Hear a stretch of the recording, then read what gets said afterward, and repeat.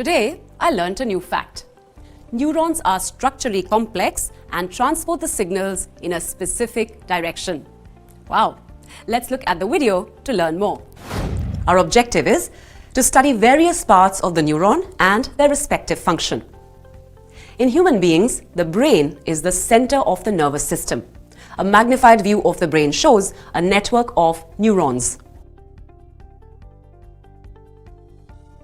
The neurons play a vital role in the transmission of nerve impulses. The other type of cell present is the neuroglial cell, which helps in providing support to the neuron. Now let us study the structure of a neuron. It has three parts: an axon, a cell body, and dendrites.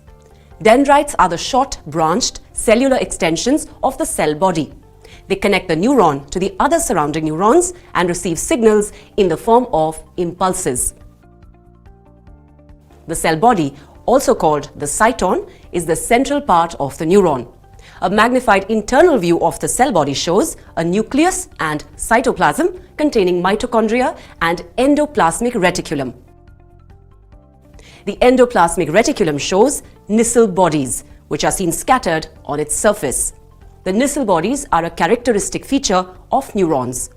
Another characteristic feature of nerve cells are the neurofibrils, which are delicate, thread-like structures that help maintain the shape of the cell. The part of the cell body, or cyton, from where the axon emerges is a cone-shaped structure known as the axon hillock.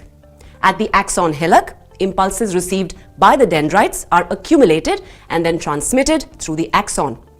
The axon is long and helps to transmit neural signals along its length.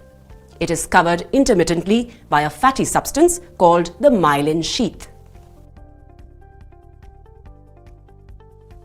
On the axon, we observe a Schwann cell wrapped around it. The Schwann cells begin to secrete layers of fatty deposit known as myelin. There are gaps with no myelin sheath, and these gaps are known as the nodes of Ranvier. The terminal boutons are located at the end of the axon branches and are responsible for sending the signal to other neurons.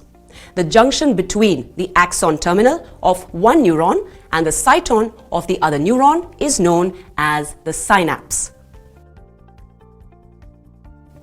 Let us focus on the unidirectional movement of impulse through the neuron.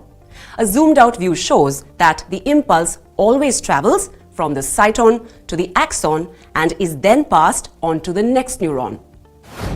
Let's summarize. A neuron has three main parts, namely the dendrites, cyton, and axon. The axon shows a covering known as the myelin sheath, which helps in impulse transmission. The impulse travels through the neuron in one direction only, that is, from cyton to the axon.